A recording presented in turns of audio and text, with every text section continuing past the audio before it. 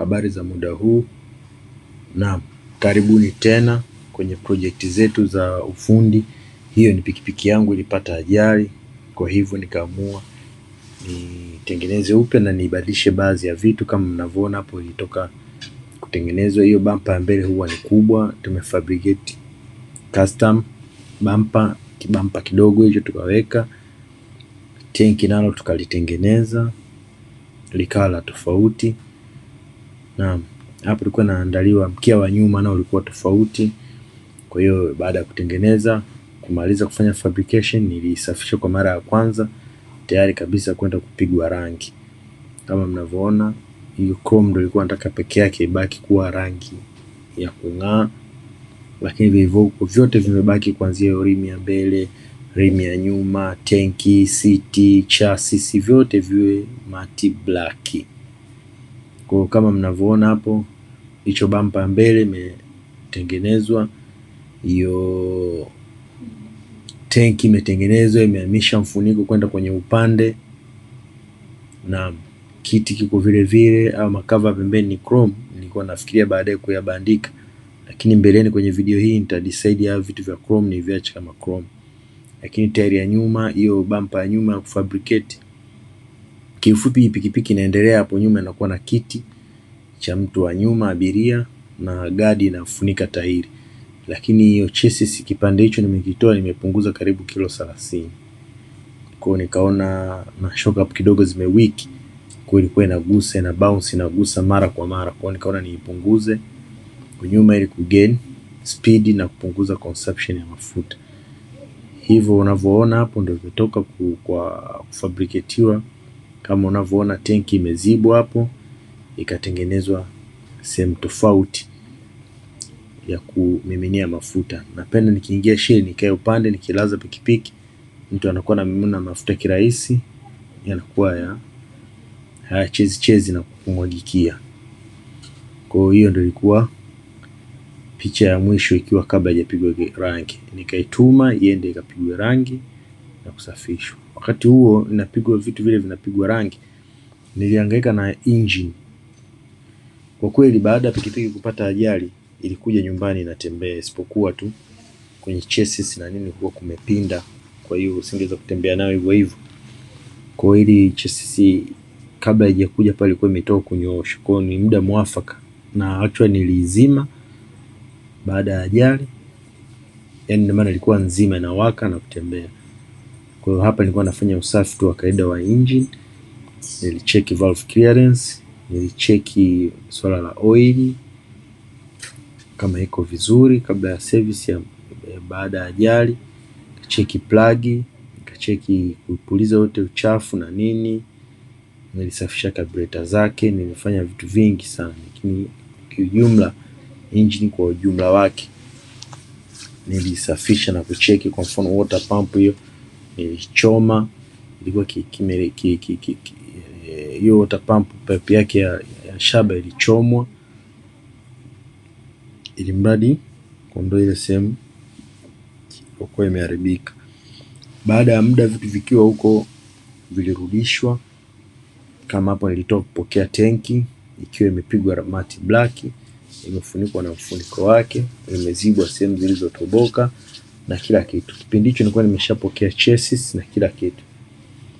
Na nilijaribu kuifunga ikaa kitu kama hicho. Hiyo nilikuwa nafanya test fit, na nilifunga tanki yake kama inavyotakiwa kaa, chassis ikiwa imepigwa rangi, engine ikiwa imeingia, ikakubali kufunga nyuma.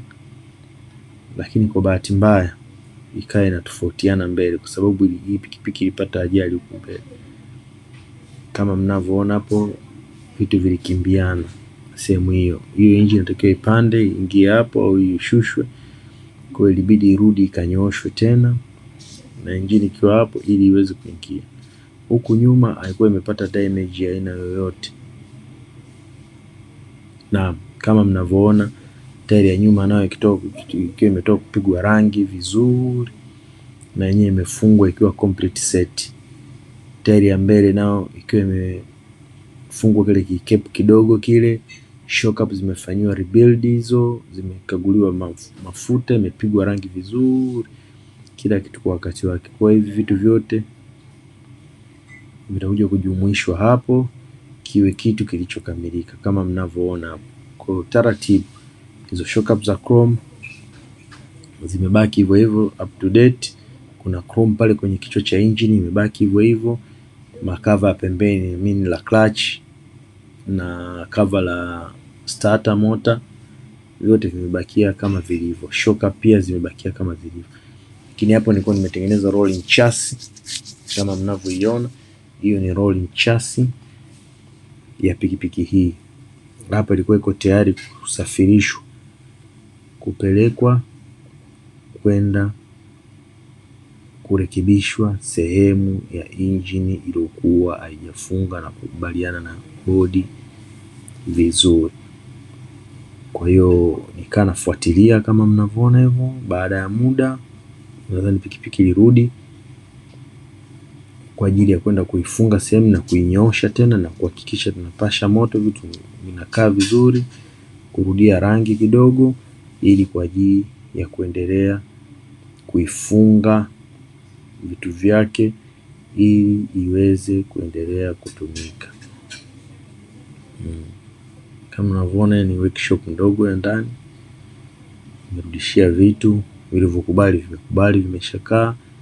Hiyo upande wa engine, kiti na nini vingine vimewekwa tu kwa ajili ya kupata clear picture na kuiangalia makosa, ili vikienda kurudiwa, vikirudi vije na uzima wake kama unavyoona hapo.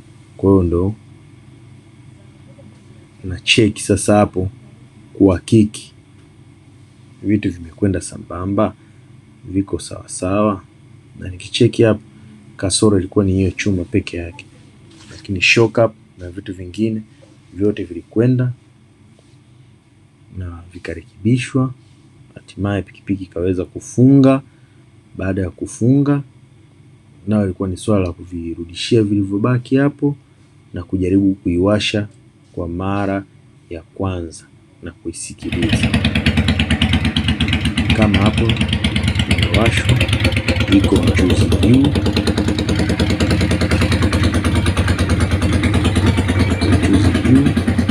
kagua vitu vyote, umeme, chaji, sasa ili kurekebishia vitu vingine tayari kabisa kwa kutumika.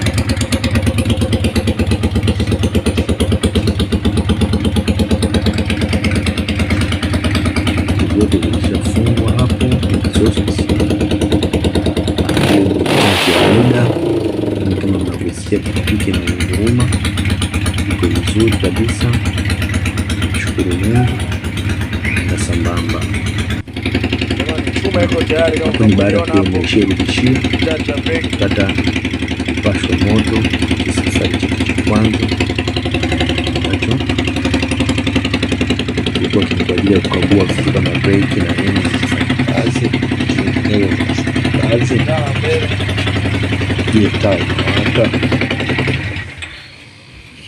na wakadha mambo mengi kama yako sambamba na yanafanya kazi. Unapo taa nyuma hiyo na cheki zinawaka, pikipiki iko vizuri na power ishachikiwa, imefungwa karibu kila kitu chake na cheki na confirm. Hii ni time kufanya test kwa choma steering site.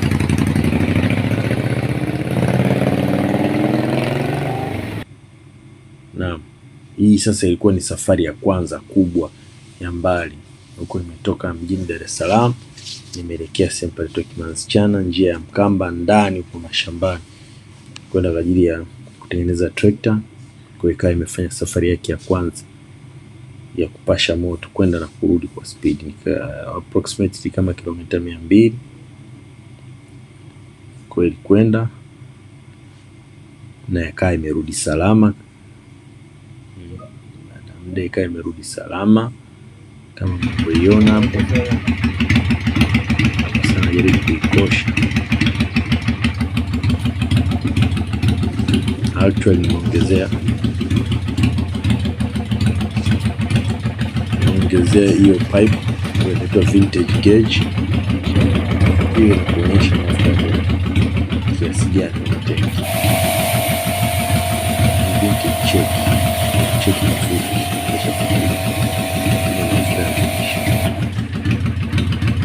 kwa tunacheki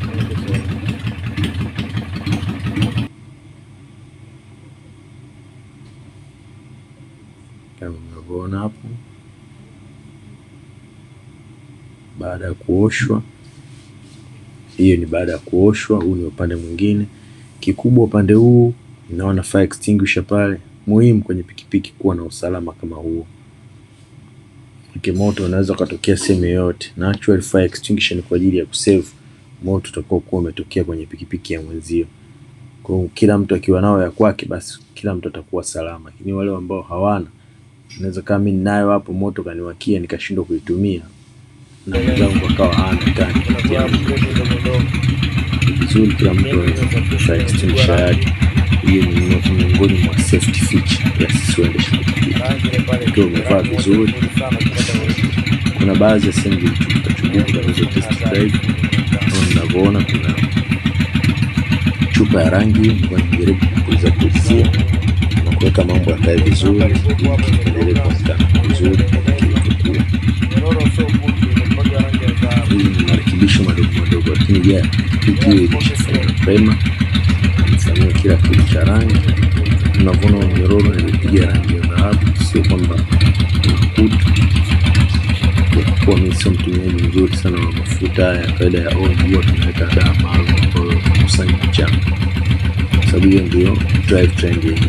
Pikipiki ni chain ndio inayosababisha ile power ya engine iweze kwenda kwenye matenda na kusababisha uende. Kwa ni muhimu kutunzwa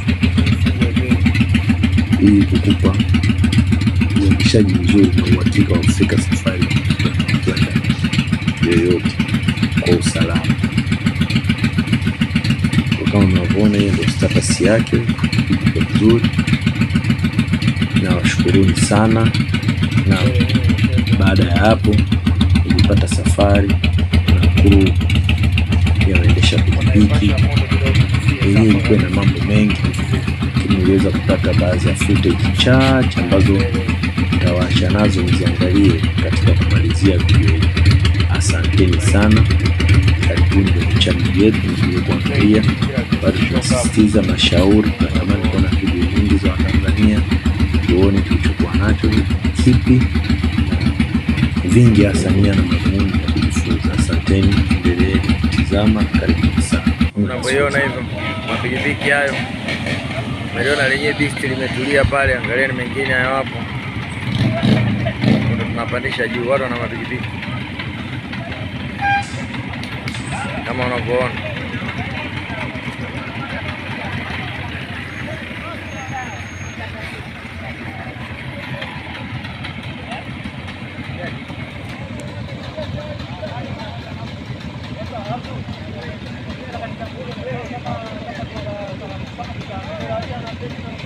Mtuda ishaiva hapo kama mnavyoiona. Ishaiva.